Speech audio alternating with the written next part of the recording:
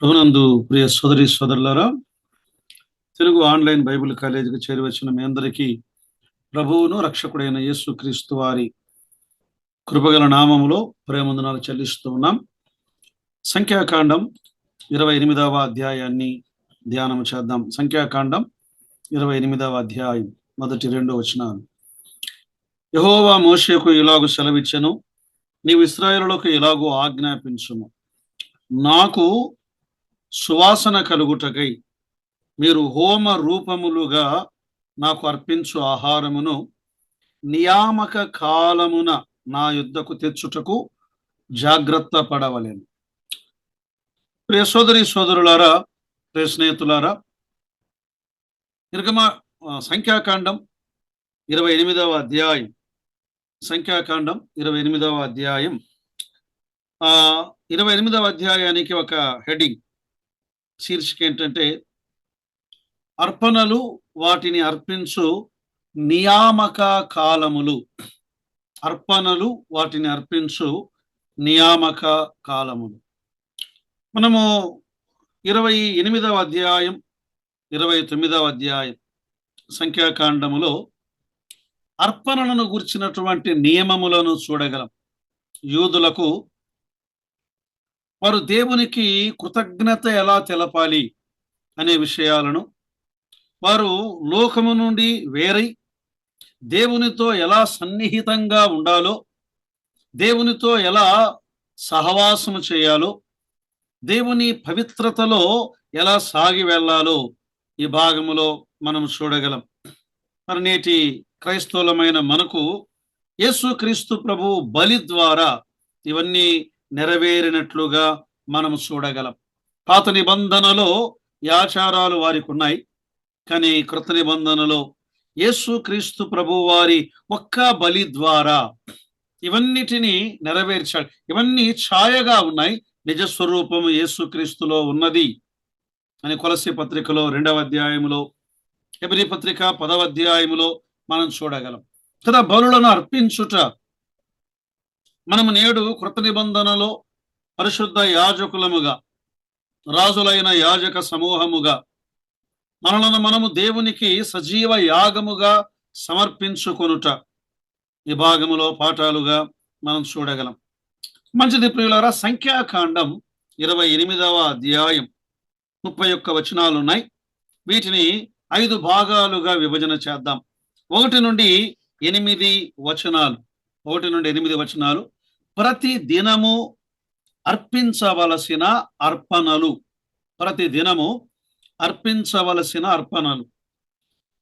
9 నుండి 10 వచనాలు 2వ భాగం ప్రతి వారమున అర్పించవలసిన అర్పణలు. ప్రతి వారమున అర్పించవలసిన అర్పణలు.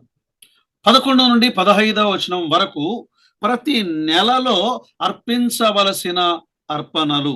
ప్రతి నెలలో. 16 నుండి 25 వరకు ప్రతి ఏటా, ప్రతి సంవత్సరం పస్కా సమయమున అర్పించవలసిన అర్పణలు. ప్రతి ఏటా. 26 నుండి 31 వరకు ప్రథమ ఫలముల రోజు, వారికి పంట పండినప్పుడు ప్రథమ ఫలముల రోజు వారు అర్పించవలసిన అర్పణ. సో అర్పణలు, అర్పించవలసిన నియామక దినములను గూర్చి మనం ఆలోచన చేస్తున్నాం.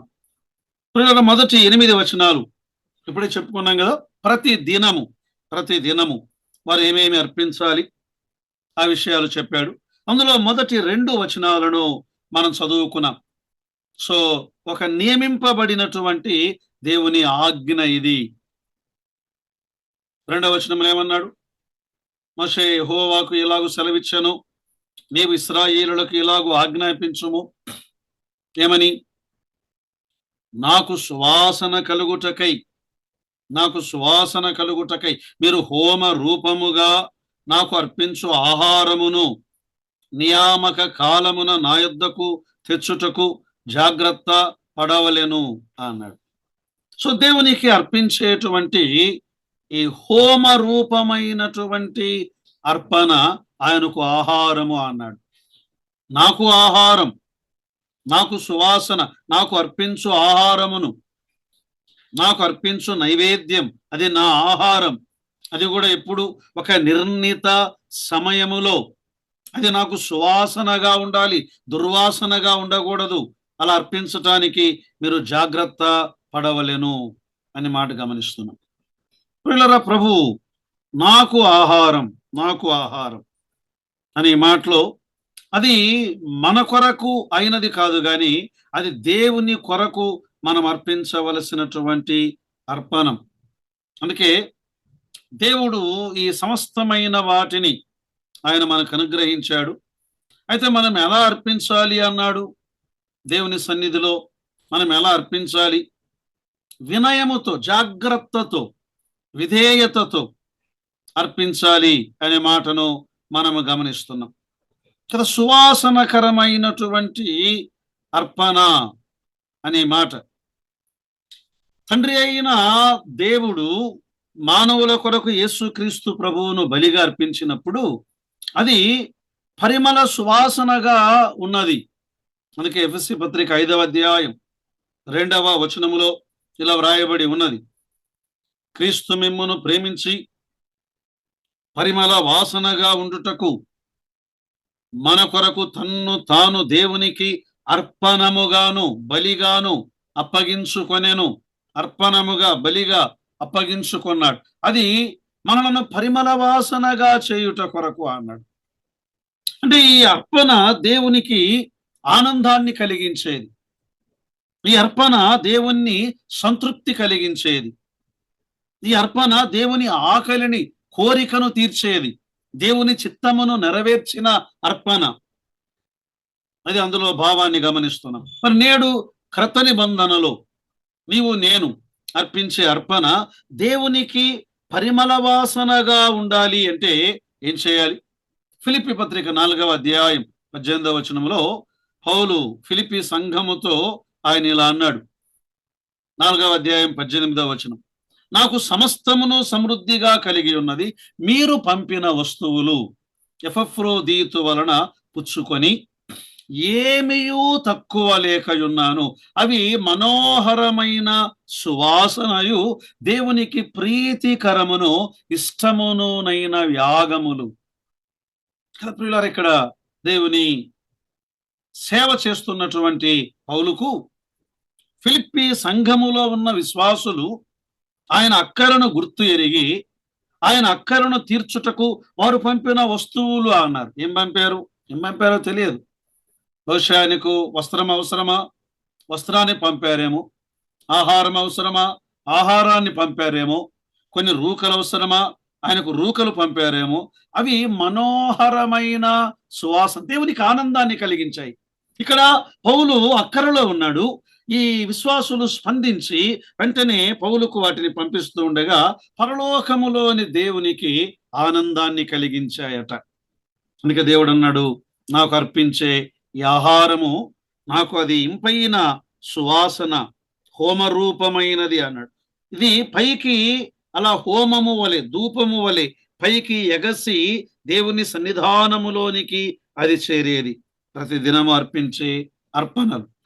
చూడండి, 3 నుండి 5వ వచనం వరకు లేదా 3 నుండి 8వ వచనం వరకు మనం చదివితే ఇవి నిత్యము అర్పించవలసిన దహన బలి అని చెప్పాడు. నిత్యము అర్పించేటువంటి దహన బలి, ఉదయము అర్పించవలసిన నైవేద్యము, సాయంత్రము అర్పించవలసినటువంటి నైవేద్యమును గురించి వ్రాయబడి ఉన్నది. 3వ వచనం, మీరు యెహోవాకు నిత్యమైన దహన బలి రూపముగా, చూసారా, నిత్యమైన దహన బలి రూపముగా ప్రతి దినము నిర్దోషమైన ఏడాది వగు 2 మగ గొర్రె పిల్లలను అర్పింపవలెను. ప్రతి దినము. అది నిత్యమైనటువంటి దహన బలి. ఏమర్పించాలి? నిర్దోషమైన, అవి కూడా ఎలాంటివట? ఏడాది వగు 2 మగ గొర్రె పిల్లలు. గొర్రె పిల్లలు, మగ గొర్రె పిల్లలు, ఏడాది వగు గొర్రె పిల్లలు, నిర్దోషమైనటువంటి గొర్రె పిల్లలు, నిర్దోషమైన గొర్రె పిల్ల. దేవునికి దోషముతో కూడినది అంటే కుంటిది గాని, గుడ్డిది గాని, అవయవ లోపము కలిగినది గాని, మచ్చగలిగినది గాని దేవునికి దేవునికి శ్రేష్టమైన దానిని అర్పించాలి అన్నాడు. ఆదికాండం 4వ అధ్యాయంలో హేబేలు తన మందలోనికి వెళ్ళి ఆ మందలో తొలుచూలున పుట్టినది శ్రేష్టమైనది క్రొవ్వినది దేవునికి అర్పించారు. ఇక్కడ అది లోపము లేని గొర్రె పిల్ల, లోపము లేని నిర్దోషమైన గొర్రె పిల్ల. అది మాట మనం చదవగానే క్రొత్త నిబంధనలో యేసుక్రీస్తు ప్రభు వారిని చూపిస్తూ ఉన్నది. ఆ యొర్దాను నదీ తీరమున ప్రభు నడుస్తూ వస్తుండగా బాప్తీసుమిచ్చు యోహాను యేసు తన యొద్దకు రాగా, యోహాను సువార్త 1వ అధ్యాయం 29వ వచనంలో, ఇదిగో లోక పాపములను మోసుకొని పోవు దేవుని గొర్రె పిల్ల. ఇది ఎలాంటి గొర్రె పిల్ల? పేతురు అన్నాడు మొదటి పత్రిక 1వ అధ్యాయం 18, 19 వచనాల్లో, ఇదిగో నిర్దోషమును నిష్కలంకమునగు గొర్రె పిల్ల వంటి క్రీస్తు రక్తము చేత, ఆయన నిర్దోషమైనటువంటి గొర్రె పిల్ల మన కొరకు ఆయన ఏం చేయబడ్డాడు? అది దహన బలిగా వధించబడ్డాడు. దహన బలిగా ఆయన వధించబడ్డాడు. యేసుక్రీస్తు ప్రభువారు మనందరి నిమిత్తమై కలువరి శిలువలో దహించబడినట్లుగా, ఆయన అర్పించబడినట్లుగా యెషయా గ్రంథం 53వ అధ్యాయం 7వ వచనాన్ని మనం చదివినప్పుడు, అతడు దౌర్జన్యము నొందెను, బాధింపబడినను అతడు నోరు తెరవలేదు. వదకు తేబడు గొర్రె పిల్ల, వదకు తేబడిన గొర్రె పిల్ల, వధించబడినటువంటి గొర్రె పిల్ల మన ప్రభు అయిన యేసుక్రీస్తు వారు కదా. అనుదినం ఇది భాగంలో మరొక మాటను మనము గమనించాలి కదా. ప్రతి రోజు 6వ వచనములో ఏమన్నాడు? అది యెహోవాకు ఇంపైన సువాసన గల హోమముగా సీనాయి కొండ మీద నియమింపబడిన నిత్యమైన దహన బలి. 4వ వచనములో వాటిలో ఒక గొర్రె పిల్లను ఉదయమందు అర్పించి సాయంకాలమందు రెండవ దానిని అర్పించాలి. ఉదయమందు ఒకటి అర్పించాలి, సాయంకాలమందు ఒకటి దేవునికి అర్పించాలి. మాత్రమే కాదు, 5వ వచనంలో దంచి తీసిన 3 పాళ్ళలోనిది పావు నూనెతో కలుపబడిన తూమెడు పిండిలో 10వ వంతు నైవేద్యము చేయవలెను. గొర్రె పిల్లను అర్పించాలి, దానితో పాటు మెత్తని గోధుమ పిండి, అందులో నూనెను ఒలివ నూనెను కలిపి నైవేద్యముగా అర్పించాలి. 7వ వచనంలో ఆ మొదటి గొర్రె పిల్లను అర్పించవలసిన పానార్పణము 30 అన్నాడు. అందులో ద్రాక్ష రసమును కలిపి, పానార్పణమును కలిపి, ఆ మొదటి ఉదయమందు అర్పించే ఆ గొర్రె పిల్ల నైవేద్యములో ఈ ద్రాక్షారసము పానార్పణమును కలిపి అర్పించాలి. సాయంకాలమందు అర్పించే రెండవ గొర్రె పిల్ల, దానిలో కూడా ఈ పానార్పణము కలిపి అర్పించాలి. మట్టుకు 2 బలులు 2 సార్లు అనే మాట. ఉదయమందును సాయంత్రమందును, ఉదయమందును సాయంత్రమందును అర్పించినప్పుడు అవి దేవునికి సువాసన భరితమైనవి అనే మాట. ప్రియులారా, ఇది మనము క్రొత్త నిబంధనలో గమనించినప్పుడు, లేదా పాత నిబంధన క్రొత్త నిబంధన, ఇది నైవేద్యము ధూపము వలె. అంటే మన ప్రార్థనలు 141వ కీర్తన 2వ వచనములో కీర్తనాకారుడు ఇలా అన్నాడు, నా ప్రార్థన ధూపము వలేను, నేను చేతులెత్తుట సాయంకాల నైవేద్యము వలేను, నీ దృష్టికి అంగీకారములగునుగాక. ఉదయమందు సాయంత్రమందు కదా. ఈ కీర్తనాకారుడు ఆయన చేసేటువంటి ప్రార్థన 5వ కీర్తనలో 8వ వచనములో ఆయన ఏమన్నాడు? 5వ కీర్తన 8వ వచనములో, యెహోవా నా కొరకు పొంచి ఉన్న వారిని నిత్యానుసారముగా నడిపించుము అన్నాడు. ఉదయమందు క్షమించండి 3వ వచనం, 5వ కీర్తన 3వ వచనం, యెహోవా ఉదయమున నా కంఠస్వరము నీకు వినబడును, ఉదయమున నా ప్రార్థన సిద్ధము చేసి నేను కాచి ఉందును. ఉదయ సాయంకాలములందు ఆయన మొర్ర పెట్టుకునేవాడు. 55వ కీర్తన 17వ వచనములో మరొక మాట అన్నాడు. ఏమన్నాడు? 55వ కీర్తన 17వ వచనములో, సాయంకాలమున ఉదయమున మధ్యాహ్నమున నేను ధ్యానించుచు మొర్ర పెట్టుకొందును, ఆయన నా ప్రార్థన ఆలకించును. ఉదయం సాయంత్రం తన తెల్లవారక మునుపే ఉదయమున కావలివారు కనిపెట్టినట్లుగా కనిపెట్టేవాడు దావీదు భక్తుడు. నైవేద్యం ఉదయం సాయంత్రం, ఉదయం సాయంత్రం. మన ప్రభు అయిన యేసు క్రీస్తు వారు ఒక చక్కని మాదిరి. ఆయన కూడా మానవుడుగా భూలోకానికి రాగా, మార్క్స్ వార్త 1వ అధ్యాయం 35వ వచనములో, ఆయన పెందల కడనే లేచి ఇంకను చాలా చీకటిగా ఉండగానే బయలుదేరి అరణ్య ప్రదేశమునకు వెళ్ళి అక్కడ ప్రార్థన చేయుచుండెను, ధూపము వేయుచుండెను, నైవేద్యమును అర్పించుచుండెను. అది తండ్రి అయిన దేవునికి ఆయన హృదయమునకు ఇంపైన సువాసన, ఇంపైన సువాసన. అది ఇక్కడ ఉదయం సాయంకాలం అర్పించేటువంటి బలులను గురించి చెప్పబడిన మాట. 5వ వచనం చూడండి, ఇంకేమన్నాడు? దంచి తీసిన 3 పాళ్ళలోనిది పావు నూనెతో కలుపబడిన తుమెడు పిండి. దంచి తీసినటువంటి నూనె, మెత్తని పిండి, తుమెడు పిండి కదా, మెత్తని పిండి, మెత్తని పిండి కదా. ఈ మెత్తని పిండి అనే ఈ మాట మనము లేవియాకాండం 2వ అధ్యాయం నైవేద్యములో, ఒకడు యెహోవాకు నైవేద్యము చేయునప్పుడు అతడు అర్పించినది గోధుమ పిండిదై ఉండవలెను. అది ఎలాంటి గోధుమ పిండి? మెత్తని గోధుమ పిండి, కరుకు లేని గోధుమ పిండి. మన ప్రభు అయిన యేసు క్రీస్తు వారిని చూపిస్తున్నది. ఆయన ఎవరు? ఆయన నిర్దోషమైనటువంటి వాడు, ఆయనలో ఏ కరుకు లేదు. ఆయన మెత్తన చేయబడిన వాడు. ఆయన భూలోక యాత్రలో 2 రాళ్ల క్రింద గోధుమ గింజ ఎలా మెత్తన చేయబడిందో, యేసుక్రీస్తు ప్రభువారు మానవుల ద్వారా ఆయన శ్రమపరచబడ్డాడు. పరలోకపు తండ్రి ద్వారా ఆయన శ్రమపరచబడి ఆయన మెత్తన చేయబడిన వాడు. ఆయన జీవితం అంతా మెత్తని పిండి. ఆయన జన్మలో మెత్తని పిండి, కరుకు లేనివాడు. ఆయన జీవితంలో మెత్తని పిండి, కరుకు లేనివాడు. అందుకే ఆయన అన్నాడు, నాలో పాపమున్నదని మీలో ఎవడు స్థాపించును అన్నాడు. యోహాను సువార్త 8వ అధ్యాయం 46వ వచనములో. మాత్రమే కాదు, ఇక్కడ దంచి తీసినటువంటి నూనె అన్నాడు 5వ వచనములో.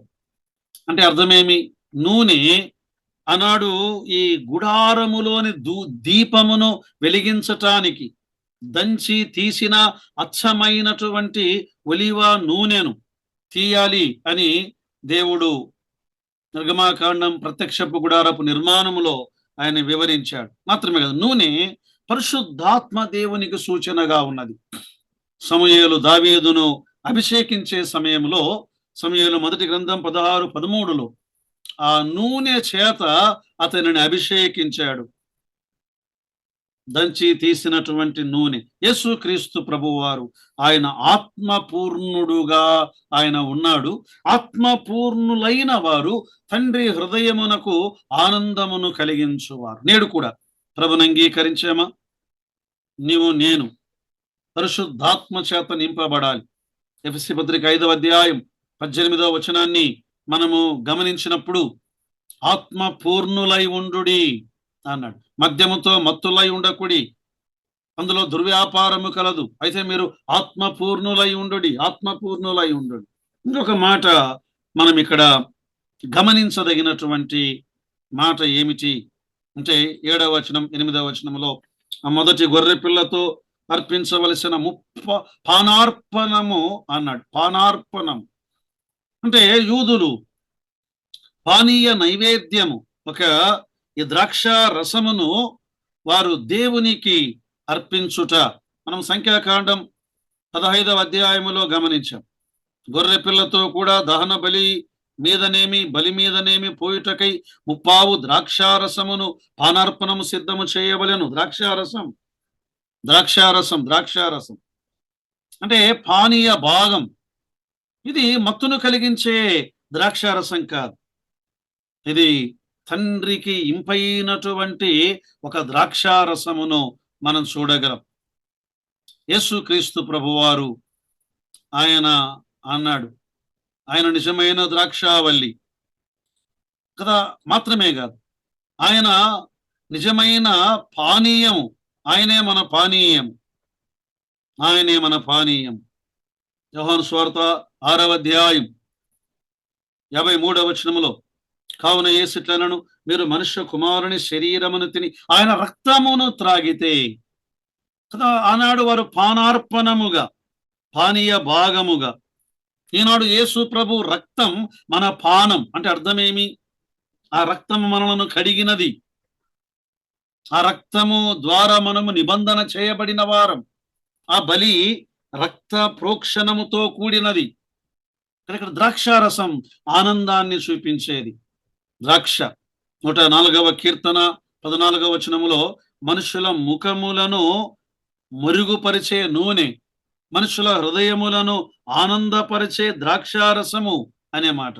పౌలు ఒకప్పుడు తన్ను తాను బలిగా అర్పించుకునే సమయంలో ఆయన అన్నాడు, నేను ఇప్పుడే విశ్వాస యాగములో పానార్పణముగా పోయబడి ఉన్నాను అని ఫిలిప్పీ పత్రికలో 2వ అధ్యాయం 17వ వచనములో ఆయన చెప్పాడు. సో ఈ బలులన్నిట్లో వీటిని అర్పించినప్పుడు ఇవి దేవునికి ఇంపైన సువాసనను కలిగించేవి. మొదటి 8 వచనాలు మనం చూశాం.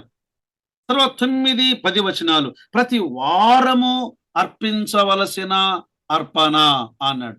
ఎప్పుడు ప్రతి వారం అనగా సబ్బాతు దినములో లేదా విశ్రాంతి దినములో వారు అర్పించవలసిన అర్పణ. శనివారం పాత నిబంధనలో విశ్రాంతి దినమున నిర్దోషమైన ఏడాది వగు 2 గొర్రె పిల్లలను, అంటే ప్రతిదినం అర్పించేవి వేరు, మరలా విశ్రాంతి దినమున అర్పించేది వేరు. విశ్రాంతి నిర్దోషమైన 2 గొర్రె పిల్లల నైవేద్యముగాను దాని పానార్పణముగాను నూనెతో కలుపబడిన తూమెడి పిండిలో 2/10వ వంతుల అర్పింపవలెను. నిత్యమైన దహన బలియు దాని పానార్పణముగాక ఇది ప్రతి దినము చేయవలసిన దహన బలి అన్నాడు. ప్రతి దినము చేయవలసిన దహన బలి.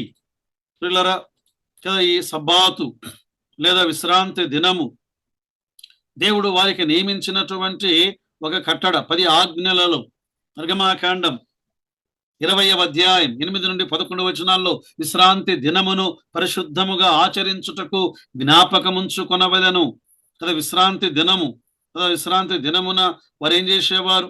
దేవుని సన్నిధిలో కీర్తన పాడేవారు. విశ్రాంతి దినమున బలులు అర్పించేవారు. 92వ కీర్తనలో ఏమన్నాడు కీర్తనాకారుడు?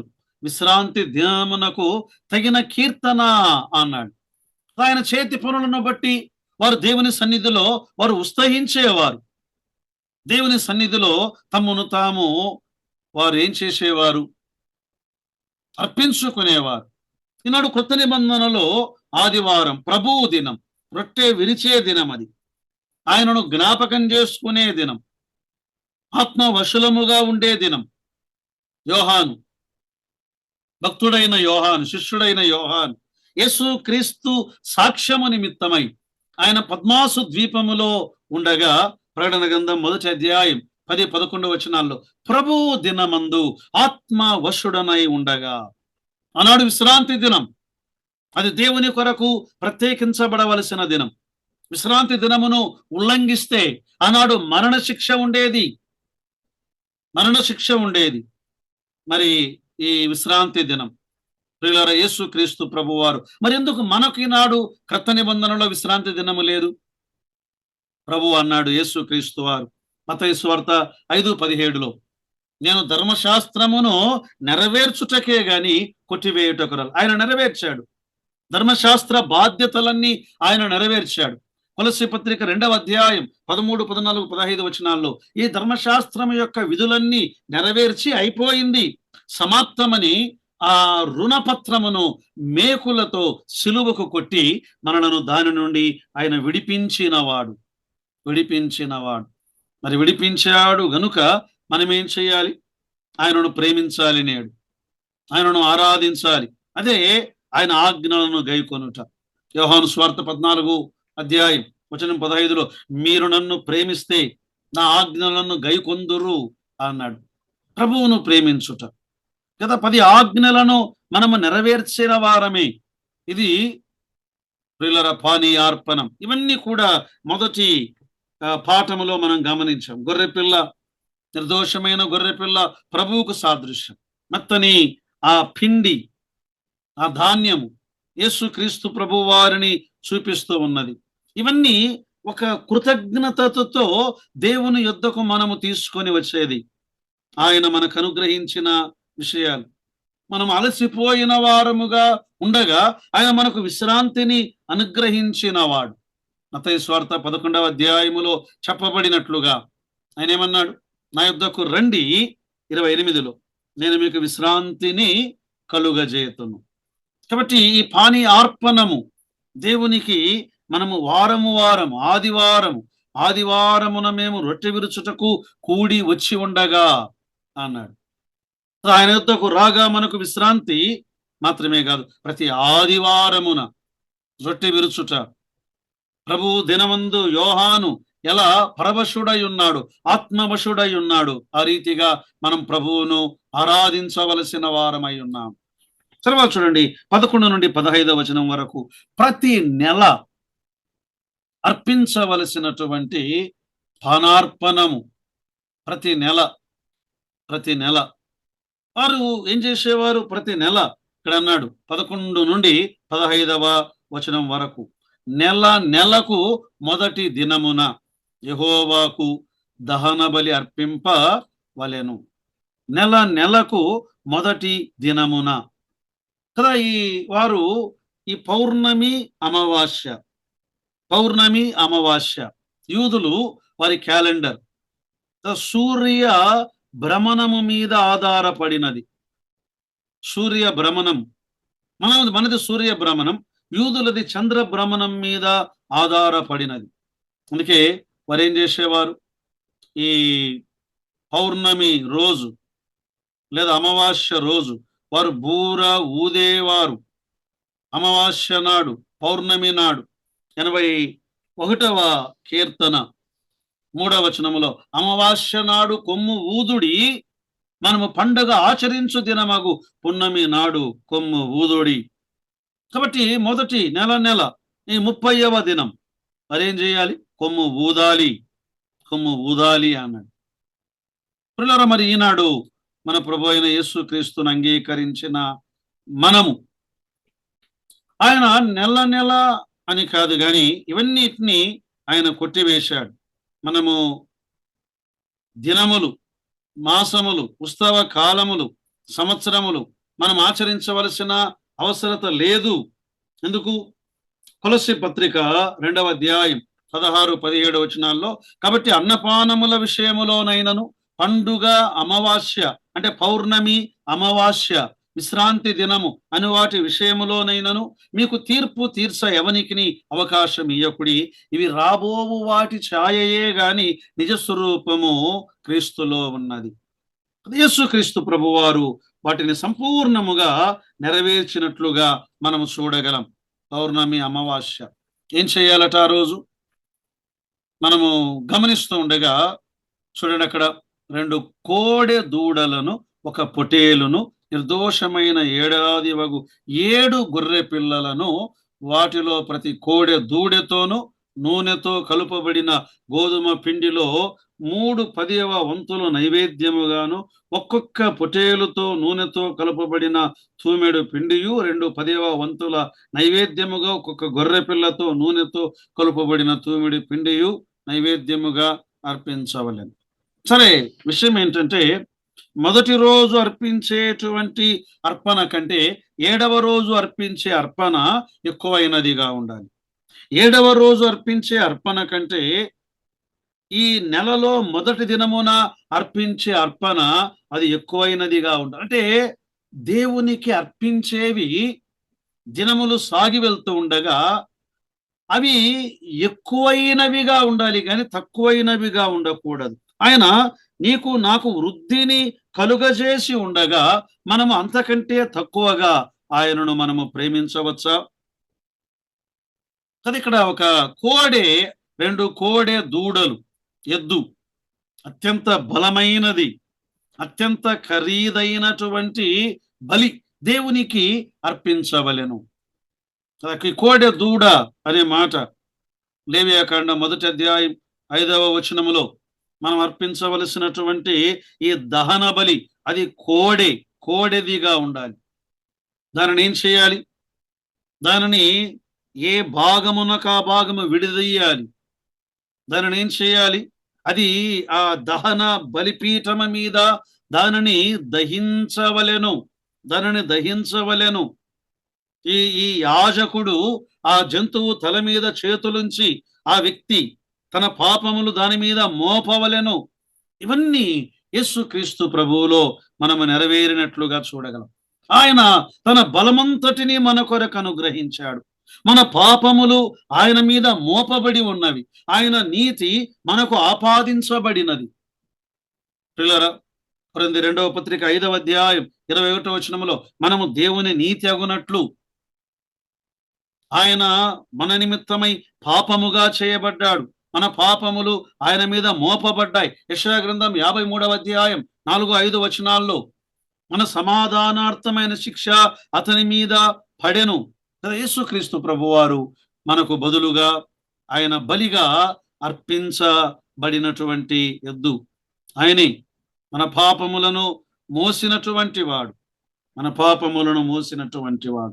అయితే ఇప్పుడు మనం ఏం చేయాలి? మనము ఈ బలిలో, ఆ బలి రక్తములో మన పాపములను కడుగుకొనవలెను. ఆయన మన పాపముల కొరకు ఒక్కసారే చనిపోయాడు. మనలను కడిగినవాడు. యోహాను మొదటి పత్రిక 1వ అధ్యాయం 7వ వచనములో ఆయన కుమారుడైన యేసు రక్తం మన పాపముల నుండి మనలను పవిత్రులనుగా చేసినది. యోహాను మొదటి పత్రిక 1వ అధ్యాయం 9వ వచనం మన పాపములను మనం ఒప్పుకొనిన ఎడల ఆయన క్షమించేవాడు. ప్రియులారా, ఆయన కడిగినవాడు, మనలను బలపరిచేవాడు. పౌలు అన్నాడు, నన్ను బలపరచువాని యందు నేను సమస్తమును చేయగలను. ఫిలిప్పీ పత్రిక 4వ అధ్యాయం 11-13 వచనాల్లో మనలను బలపరచువాడు ఆయన. 11వ వచనములో 7 గొర్రె పిల్లలు అనే మాట. 7 గొర్రె పిల్లలు అంటే సంపూర్ణముగా యేసుక్రీస్తు ప్రభువారు ఆయన బలిగా అర్పించబడ్డాడు. ఇక మరొక బలి అవసరము లేదు అనుటకు ఇదొక సూచనగా మనకు జ్ఞాపకం చేయబడుతూ ఉన్నది. హెబ్రీ పత్రిక 10వ అధ్యాయం 14వ వచనములో ఒక్క అర్పణ చేత ఈయన పరిశుద్ధపరచబడు వారిని సదాకాలమునకు సంపూర్ణులనుగా చేసి ఉన్నాడు. 7 గొర్రె పిల్లలు కదా. ప్రభు మనలను ఒక్క బలి ద్వారా సదాకాలమునకు సంపూర్ణులనుగా చేసి ఉన్నాడు. మనము కూడా ఏం చేయాలి? మనము సంపూర్ణముగా ప్రభువుకు అప్పగించుకొనవలెను. రోమాపత్రిక 12వ అధ్యాయం 1-2 వచనాలు కదా. ఈ గొర్రె పిల్లలు ప్రభువును చూపిస్తున్నాయి. ఈ పొటేలు ప్రభువును చూపిస్తూ ఉన్నది. ఇవన్నీ యేసుక్రీస్తు బలికి సాదృశ్యంగా. ఆ మెత్తని పిండి ప్రభువును చూపిస్తూ ఉన్నది. పానార్పణము ప్రభువును చూపిస్తూ ఉన్నది.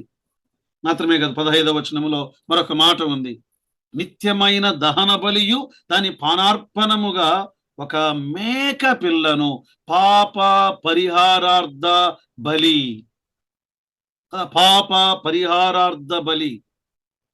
లేవియాకాండం 16వ అధ్యాయములో మహాప్రాయచిత్తార్థ దినమున ఒక మేక పిల్లను బలిగా అర్పించేవారు. మేకను వధించి లేవియాకాండం 16-15లో ఆడు తెరలోపలికి వెళ్ళి ఆ మేకను వధించి ఆ మేక రక్తమును ఎలా ప్రోక్షించామో యేసుక్రీస్తు ప్రభువారు మన కొరకు అర్పించబడిన దేవుని గొర్రె పిల్ల మాత్రమే కాదు, ఆయన మేక పిల్లగా కూడా మనం చూడగలం. ఎందుకు అంటే తండ్రి అయిన దేవుడు మన పాపములను ఆయన మీద మోపినప్పుడు శాపగ్రాహిగా మారిపోయాడు.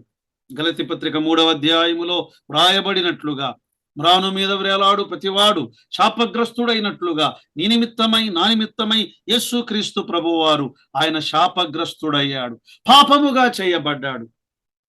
కొరింథీ 2వ పత్రిక 5:20 కూడా చెప్పుకున్నాం. మనం ఆయనందు దేవుని నీతి అగునట్లు పాపమెరుగని ఆయన మన కొరకు పాపముగా చేయబడ్డాడు. తండ్రి అయిన దేవుని చేత చెయ్యి విడువబడ్డాడు. ఆయన మేక పిల్లగా మన పాపములను, మన శాపములను ఆయన భరించినటువంటి వాడు. మంచిది ప్రియులారా, 16 నుండి 25వ వచనము వరకు. ప్రతి ఏట ఇది పస్కా సమయమున అర్పించవలసిన అర్పణ. పస్కా, పాస్ ఓవర్ దాటి వచ్చిన దినం కదా. ప్రతి ఏట ప్రతి దినము అర్పించాలి. ప్రతి వారము విశ్రాంతి దినమును అర్పించాలి. ప్రతి నెల ఆ పౌర్ణమి రోజు వారు అర్పించాలి. ప్రతి ఏడు, ప్రతి సంవత్సరం పస్కా దినమున వారు అర్పించవలసిన అర్పణ. 16వ వచనము నుండి 25వ వచనం వరకు. 16 మొదటి నెల 14వ దినమున యెహోవాకు పస్కా పండుగ అన్నాడు. ఇశ్రాయేలు ప్రజలు వారు దాటి వచ్చినటువంటి దినమది. ఐగుప్తులో దాసులుగా ఉండగా ఆ దాసత్వము నుండి దేవుడు వారిని విడిపించినవాడు, విడుదల కలిగించినవాడు. ఆ గొర్రె పిల్లను వధించి ఆ గొర్రె పిల్ల రక్తమును వారి ద్వార బంధములకు పూసి వారేం చేయాలి? వారు దాటి రావాలి. ఆ సంహారకపు దూత ఆ రక్తమును చూచి దాటి వెళ్ళాడు. మీరు కూడా ఐగుప్తులో నుండి దాటి రావాలి. ప్రియులారా, మనందరి మీద శిక్ష పడాలి. సంహారకపు దూత మనలను సంహరించాలి. పాపము వలన వచ్చు జీతం మరణం. పాపము వలన వచ్చు జీతం మరణం. అయితే యేసుక్రీస్తు ప్రభువారు నీకు బదులుగా, నాకు బదులుగా ఆయన మరణించాడు. యెషయా గ్రంథం 53వ అధ్యాయం 7వ వచనములో వదకు తేబడు గొర్రె పిల్ల. ఆయన మనకు బదులుగా మరణించినటువంటి మరణం. ఈ భాగములో ఆ నెల 14వ దినమున పండుగ జరుగును 7 దినములు పొంగని భక్ష్యములని తినవలెను అన్నాడు. పొంగని భక్ష్యములు తినవలెను. ఆ రోజు జీవనోపాధి ఏదియూ చేయకూడదు. 18వ వచనములో. 19లో ఏమేమి అర్పించాలి? 2 కోడె దూడలు, 1 పొటేలు, 7 మగ గొర్రె పిల్లలు, వాటిని అర్పించాలి. 20లో నైవేద్యము నూనెతో కనపబడిన గోధుమ పిండి అర్పించాలి.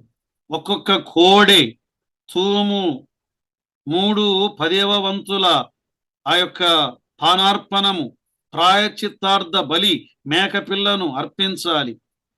దహన బలిగా ఉదయమున అర్పించాలి. ప్రతి దినము అర్పించవలసిన ఆహారం, దేవునికి ఇంపైనటువంటి ఆహారం.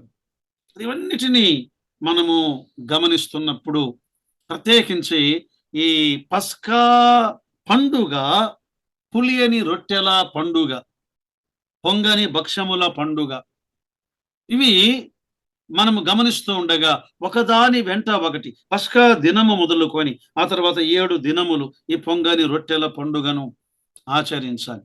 యేసుక్రీస్తు ప్రభువారు ఆయన పస్కా గొర్రె పిల్లవలి మనందరి నిమిత్తమై వధించబడ్డాడు అని కొరింథీ 1వ పత్రిక 5వ అధ్యాయములో మనము చదువుతూ ఉన్నాం. 5వ అధ్యాయం, 1వ పత్రిక 5వ అధ్యాయం 7వ వచనములో క్రీస్తును మన పస్కా పశువు వధించబడెను. మాత్రమే కాదు, 7వ వచనములోని మీరు పులిపిండి లేని వారు గనుక పాతదైన పులిపిండిని తీసివేయుడి కొత్త ముద్ద అవుటకై. ఈ పస్కా గొర్రె పిల్లను గమనిస్తూ ఉండగా అది నిర్దోషమైనదిగా దాన్ని అర్పించాలి. మాత్రమే కాదు, 14వ దినమున ఉదయం 9 గంటలకు ఆ పస్కా గొర్రె పిల్లను అర్పించాలి. యేసుక్రీస్తు ప్రభు వారు పొందిన శ్రమలు, ఈ పస్కా గొర్రె పిల్లను దాన్ని ఏం చేయాలి? గవిని వెలుపట యెరూషలేము వెలుపలికి తీసుకొని వెళ్ళి దానిని అర్పించాలి. మాత్రమే కాదు, ఈ పస్కా గొర్రె పిల్ల ఎముకలలో ఒకటైనను విరువబడకూడదు. యేసుక్రీస్తు ప్రభు వారు ఆ ఎముకలలో ఒకటైనను విరువబడలేదు. పులియని రొట్టెల పండుగ. యేసుక్రీస్తు ప్రభు వారు ఆయన సమాధి చేయబడ్డాడు. 16వ కీర్తన ప్రకారం ఆయన శరీరము కుళ్ళిపోలేదు అని అపోస్తల కార్యం 2వ అధ్యాయములో తేటగా పేతురు తన వర్తమానములో ఆయన వివరించాడు. మాత్రమే కాదు, ప్రథమ ఫలముల పండుగ యేసుక్రీస్తు ప్రభువారు ఆయన తిరిగి లేచినవాడు. ఇవన్నీ యేసుక్రీస్తు ప్రభువులో నెరవేరినట్లుగా మనము చూడగలం కదా. ప్రభువు ఆయన చేసినటువంటి కార్యం ఇందులో మన జీవితాల్లో కూడా మనం అర్పించవలసినవి. ప్రియులారా, నిర్దోషమైన జీవితం మనం కలిగి ఉండాలి కదా. ప్రభువుకు ఇంపైనటువంటి సువాసన. సరే, ఇవన్నీ మనము ఆత్మీయమైన భావాలను మనము గమనించాం. తర్వాత చూడండి, 26 నుండి 31 వరకు ప్రథమ ఫలముల రోజున అర్పించవలసిన అర్పణ అన్నాడు. 26 నుండి 31 వరకు ఈ ప్రథమ ఫలములు అంటే దీన్ని వారముల పండుగ అని కూడా అన్నారు. చూడండి 26వ వచనంలో, మరియు ప్రథమ ఫలములను అర్పించు దినమున అనగా వారముల పండుగ దినమున పెంతెకోస్తు అంట. పరిశుద్ధాత్మ దేవుడు ఆయన దిగివచ్చుట.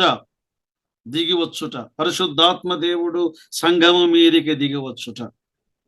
27వ వచనములో, రక్తము చిందించబడితేనే ఆ వారముల పండుగను జరిగించాలి. యేసుక్రీస్తు రక్తము చిందించబడకపోతే ఆత్మ విశ్వాసుల మీదికి దిగిరాడు కదా. యేసుక్రీస్తు రక్తము చిందించాడు. ఆ తర్వాత పెంతెకోస్తు పండుగ దినమున పరిశుద్ధాత్మ దేవుడు దిగి వచ్చాడు. ప్రభువు అన్నాడు, నేను వెళ్ళిపోతే మీకు మంచిది. యోహాను సువార్త 16వ అధ్యాయం. నేను వెళ్ళిపోయిన ఎడల ఆదరణకర్త మీ వద్దకు వస్తాడు, సహాయకుడు మీ వద్దకు వస్తాడు. 27వ వచనములో మనము గమనిస్తూ ఉండగా, క్షమించబడిన వారిని చూస్తున్నాం. ఆ బలి ద్వారా పొందినటువంటి క్షమాపణను మనము గమనిస్తున్నాం. యేసుక్రీస్తు ప్రభు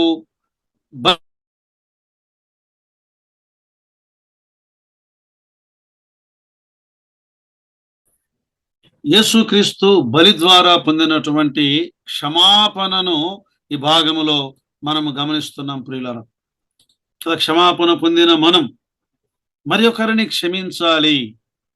యేసుక్రీస్తు ప్రభువారు ఆ పరలోక ప్రార్థన నేర్పుతున్నప్పుడు మత్తయి సువార్త 6వ అధ్యాయములో కదా, ప్రభువు మనలను క్షమించిన విధముగా, మన అపరాధములను క్షమించిన విధముగా మనము ఒకరి అపరాధములను ఒకరు క్షమించాలి. 28వ వచనం, నూనెతో కలుపబడిన పిండి అన్నాడు. ఆత్మ చేత నింపబడినటువంటి జీవితం, అదే ఆయనకు ఇంపైనటువంటి పండుగ అనే మాటను మనము పరిశుద్ధాత్మ చేత నడిపించబడుట, ఆత్మపూర్ణులుగా ఉండుట, మనము ఆత్మపూర్ణులుగా సాగి వెళ్ళుట. 31వ వచనములో, నిత్యమైన దహన బలియు దాని నైవేద్యమునుగాక వాటిని వాటి పానార్పణములను అర్పింపవలెను, అవి నిర్దోషములుగా నుండవలెను కదా. యేసుక్రీస్తు ప్రభువుతో పాటు సహవాసములో మనం ఉండడం, ఈ పానార్పణము అనగా ఆయనతో మిళితమైపోవడం. ఈ పానార్పణము, ఈ గోధుమ పిండి, నూనె ఎలా ఒకదానితో ఒకటి మిళితమైపోతూ ఉన్నదో, యేసుక్రీస్తు ప్రభువు కొరకు మనము పానార్పణముగా చేయబడుట. ఫిలిప్పీ పత్రిక 2వ అధ్యాయం 17వ వచనములో పౌలు ఇలా అన్నాడు, మీరు విశ్వాస యాగములోను దాని సంబంధమైన సేవలోను పానార్పణముగా పోయబడినను నేను ఆనందించి మీ అందరితో కూడా సంతోషింతును. ప్రియులారా, ఈ భాగములో మనం గమనిస్తూ ఉండగా, ప్రతి దినము ఆయన కొరకు జీవించాలి, ప్రతి వారము ఆయనను ఆరాధించాలి, ప్రతి నెల, ప్రతి ఏటా కదా ఆయన పండుగలు యేసుక్రీస్తు ప్రభు వారి బలిని మనకు జ్ఞాపకం చేస్తూ ఉండగా, ఆ ప్రభువును ఆరాధించటానికి, ఆయనకు బలులను అర్పించటానికి మన జిహ్వా ఫలము అనే బలి, మన జీవిత ఫలం అనే బలి, మనలను మనము పానార్పణముగా అప్పగించుకోవడానికి పరిశుద్ధాత్మ దేవుడు కృపను సహాయమును దయచేయును గాక. ఆమేన్.